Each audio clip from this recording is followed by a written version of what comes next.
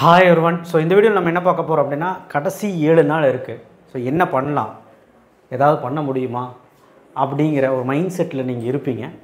And also நிறைய பேர் படிச்சுட்டு ரிவிஷன் பண்ணிகிட்ருக்கோம் சார் அப்படிங்கிற நிலைமைட்டு இருப்பீங்க. இதில் மெஜாரிட்டி பீப்புள் யார் அப்படின்னா, நான் படிச்சிருக்கிறேன் ஆனால் இன்னும் கொஞ்சம் இருக்குது, அதை படிக்க டைம் இல்லை, ஆனால் படித்ததெல்லாம் மறக்குது, இந்த மாதிரி கேசஸில் நிறைய பேர் இருக்கிறாங்க. ஸோ என்ன தான் பண்ணாலும் மோரோவர் இந்த வருஷம் முடிஞ்சிருச்சு, கடைசி வாரத்தில் இருக்கோம் அப்படிங்கிறத மட்டும் தெரிஞ்சுக்கோங்க. ஸோ என்ன பண்ணலாம், உங்களால் முடிஞ்ச அவுட்புட் கொடுக்க முடியுமா அப்படின்னு கேட்டால் கட்டாயமாக முடியும்.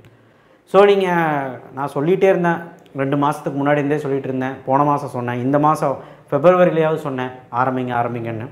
ஒரு வேளை நீங்கள் இன்னுமே ஆரம்பிக்கலைன்னா இந்த 7 டேஸில் படித்தா ஓரளவுக்கு நம்ம ஏதாவது பண்ணலாம். ஒரு வேளை நீங்கள் ரிவிஷனில் இருந்தீங்கன்னா அது கொஞ்சம் எஃபெக்டிவாக பண்ணுங்கள். எஃபெக்டிவ் மீன்ஸ் இன்னும் கொஞ்சம் பொட்டன்ஷியலாக ஒரு நேரத்தை ஒரு 10 மணி நேரம் ஆக்குங்க. ஒரு 9 மணி நேரம் படிச்சிங்கன்னா ஒரு 10 மணி நேரம் பார்க்குங்க. இந்த மாதிரி நிறைய விஷயங்களை பாசிட்டிவாக பண்ணுங்கள், சரிங்களா? அதை விட்டுட்டு தேவையில்லாத ஒரு டிஸ்ட்ராக்ஷன், தேவையில்லாத ஒரு குழப்பங்கள், தேவையில்லாத ஒரு பயம், அது வேண்டாம். பயப்படுறதுக்கு ஒன்றுமே கிடையாது. கொஸ்டின் பேப்பர் எப்பவுமே ஈஸியாக தான் இருக்கும், பயப்பட வேண்டாம். நம்ம புக்கில் இருக்க தான் கேட்க போகிறாங்க, மைண்ட் செட் அப்படி வச்சுக்கோங்க. Question paper will be easy. So அதனால் நீங்கள் கட்டாயமாக தைரியமாக இருக்கலாம். அண்ட் சப்ஸ்கிரைப் பண்ணால் பண்ணிவிடுங்க. கட்டாயமாக பார்த்திங்கன்னா நம்ம சேனல் அடுத்த மாதம் எப்படி இருக்க போகுது உங்களுக்கு தெரியும். அதனால் கண்டிப்பாக சப்ஸ்கிரைப் பண்ணி வச்சுக்கோங்க. கீழே அந்த லைக் பட்டனை கிளிக் பண்ணி வாட்ஸ்அப் சேனல் லிங்கை ஜாயின் பண்ணுங்கள். ஸோ லாஸ்ட் 7 டேஸ் ஸோ கம்பல்சரிக்கு ஃபிசிக்ஸு, கெமிஸ்ட்ரி, மேக்ஸ். ஒருவேளை எல்லாம் படித்தவங்களா இருந்தீங்கன்னா compulsory question physics, chemistry, maths என்ன பண்ணலாம் அப்படின்னு கேட்டிங்கன்னா, நியூமெரிக்கல் ப்ராப்ளம்ஸ் ஃபிசிக்ஸில் மஸ்ட்டு. ஸோ அது ஒரு 6 லெசன் படிக்க சொல்லி நான் முன்னாடியே சொல்லியிருக்கேன், நான் தனியாக வீடியோ போடுறேன். கெமிஸ்ட்ரிக்கு பார்த்திங்கன்னா உங்களுக்கு நியூமெரிக்கல் ப்ராப்ளம் கேட்கலாம், ஐடென்டிஃபை ஏபிசியும் கேட்கலாம், என்ன வேணாலும் கேட்கலாம். ஸோ ஐடென்டிஃபை ஏபிசி பிடிஎஃப் உங்களுக்கு தரேன், நியூமெரிக்கல் ப்ராப்ளமும் தரேன். மேக்ஸுக்கு கம்பல்சரி பார்த்திங்கன்னா ப்ரீவியஸ் இயர் கொஸ்டின்ஸில் என்ன நடந்திருக்குன்னு பாருங்கள். ஆனால் கம்பல்சரி ரொம்ப ஈஸியாக இருக்கும், கொஞ்சம் திங்க் பண்ணுற மாதிரி கொடுப்பாங்க, அவ்வளோதான். நீங்கள் எல்லா சாப்டரோட கான்செப்ட் மட்டும் தெரிஞ்சு வச்சுக்கோங்க. இது நான் 12th ஸ்டாண்டர்ட் சொல்லக்கூடியது, சரிங்களா? எப்படி போடணுங்கிறது ஓனாக தெரிஞ்சு வச்சுக்கோங்க, அவ்வளோதான். 11th ஸ்டாண்டர்டுக்கு நான் ஒரே ஒரு டிப்ஸ் தான் கொடுப்பேன். அட்லீஸ்ட் மோர் இம்பார்ட்டன்ட் கொஸ்டின்ஸ்க்கு அட்டென்ஷன் கொடுங்க. மோர் இம்பார்ட்டன்ட் கொஸ்டின்ஸ் மட்டுமாவது ஒழுக்கமாக படிங்க, போதும். நீங்கள் ரொம்பலாம் நீங்கள் புக்கு ஃபுல்லாக படிக்கணும்னு அவசியம் இல்லை, நல்லா படிக்கணும்னு படிங்க. பட் ஆனால் முடியாத பசங்க அண்ட் ஆவரேஜ் பசங்க ஒரு 400 மார்க் மேலே இப்போ தான் எடுக்கிறீங்க அப்படின்னாலே கட்டாயமாக நீங்கள் இம்பார்ட்டன்ட் படிச்சிங்கன்னா போதும், 500 ஈஸியாக கிராஸ் பண்ணிடலாம். ஆனால் அது நல்லா படிங்க, எழுதி பாருங்கள். ஃபிசிக்ஸு, கெமிஸ்ட்ரி, மேக்ஸ்னாலே டெரிவேஷன்ஸ் எல்லாம் எழுதி பார்க்கணும், மேக்ஸ் எல்லாம் போட்டு பார்க்கணும். யாரும் பண்ணுறதில்லை 11th. 12th பண்ணுறாங்க, பட் 11th அதிகமாக ஒர்க் அவுட் இல்லை. ஸோ இதெல்லாம் நீங்கள் பண்ணணும்.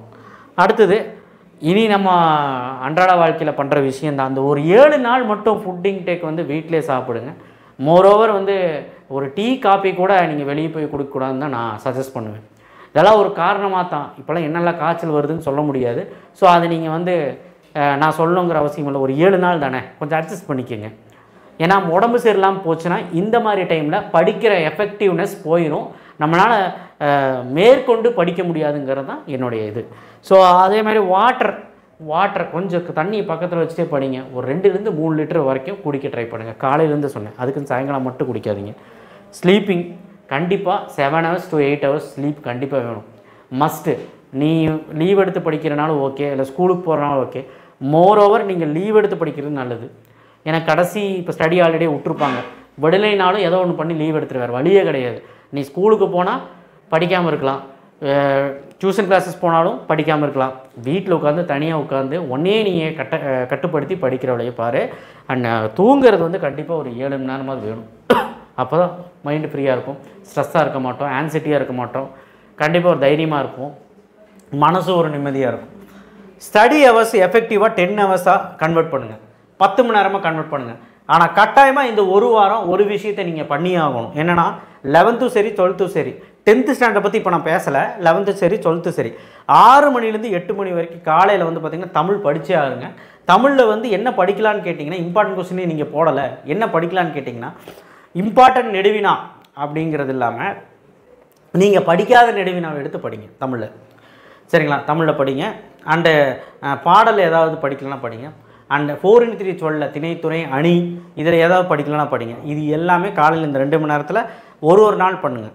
ஒரு நாள் நெடுவினா ஒரு பாடல், இன்னொரு நாள் நெடுவினா ஒரு பாடல், அந்த மாதிரி ஒரு ஹேண்டியாக இருக்க போது. ஏன்னா 27, 28, 1, 2 தான் நம்ம வந்து பிளான் பண்ணி தமிழ் படிக்கலான்ட்டு இருக்கோம்.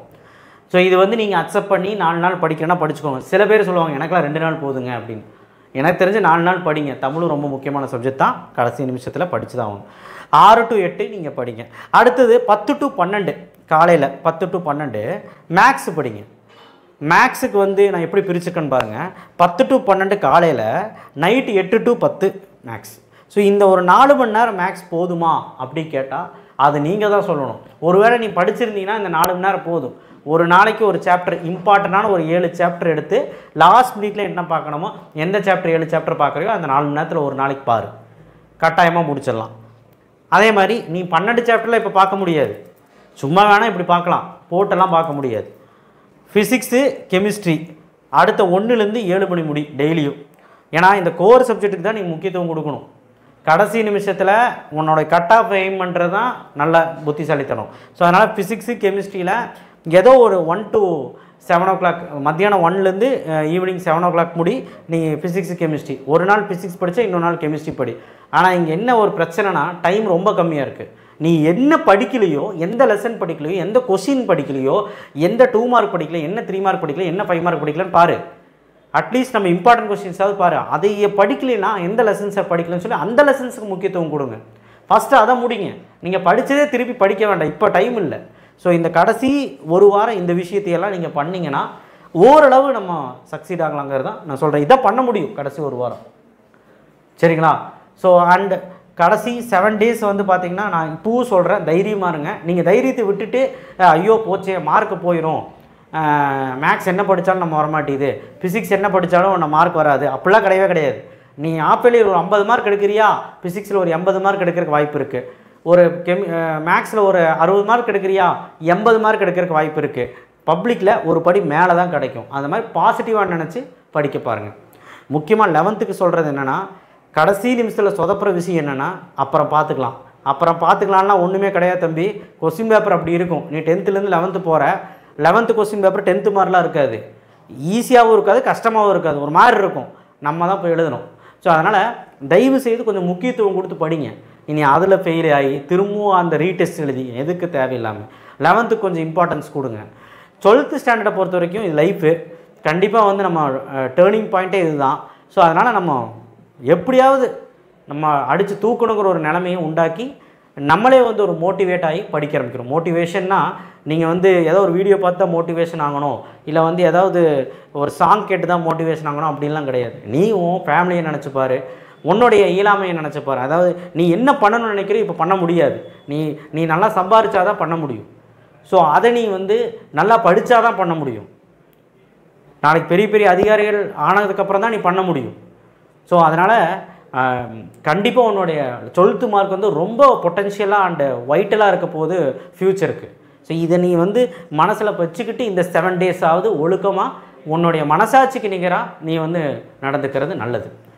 நான் வந்து வார்ன் பண்ணலை, உங்களுக்கு ஒரு வாட்டி சொல்கிறேன், டே தம்பி கடைசி ஒரு வாரம் தான்டா இருக்குது, கிரிப்பிங்காக பிடிச்சிக்கோ அப்படின்னு. ஸோ நல்லா கன்சிஸ்டன்சியாக படிச்சுட்டு இருக்கிறவங்களுக்கு இந்த அட்வைஸ் தேவையில்லை. ஸோ யாரெல்லாம் வந்து படிக்க மாட்டான், ஒரு நாள் படிப்பான், ஒரு நாள் எங்கேயாவது போயிடுவான், 2 மணி நேரம் தான் ஒரு நாள் படிப்பான், அந்த மாதிரி இருக்கவங்களுக்கு சொல்லிகிட்ருக்கேன். கன்சிஸ்டன்சி 10 hours கண்டிப்பாக வேணும். ஓகேவா? சொல்கிறதெல்லாம் கேட்டிங்கன்னா சரி, இல்லை நீங்களாக ஒரு ஷெடியூலை போட்டு ஒழுக்கமாக எதாவது பண்ணுங்கள். That's it. தேங்க்யூ. ஷேர் பண்ணுங்கள், சப்ஸ்கிரைப் பண்ணுங்கள், மறக்காம பெல் ஐக்கனை ப்ரெஸ் பண்ணுங்கள். மீண்டும் சொல்கிறேன், கண்டிப்பாக இந்த 7 நாள் வேஸ்ட் பண்ணிடுங்க. செட்டை ஃபாலோ பண்ணுறவங்க செட்டை ஃபாலோ பண்ணுங்கள். நல்லா படிக்காதவங்க ஃபாலோ பண்ணுங்கள், ஆவரேஜ் ஸ்டூடெண்ட்ஸும் ஃபாலோ பண்ணுங்கள். படிக்கிற பசங்க ஃபாலோ பண்ணலாமான்னு கேட்டால் படிக்கிற பசங்க அந்த கொஸ்டின்ஸ் எடுத்துகிட்டு நீங்கள் அதெல்லாம் படிச்சிட்டிங்கன்னு செக் பண்ணுங்கள் போதும். அதை தவிர்த்து நான் இம்பார்ட்டன்ட் போட்டுக்கிறதே நீங்கள் ஒழுக்கமாக படிங்க. இப்போது நல்லா படிக்க முடியாத பசங்க செட்டை ஃபாலோ பண்ணி நல்லா எழுதி பாருங்கள். That's it. தேங்க்யூ.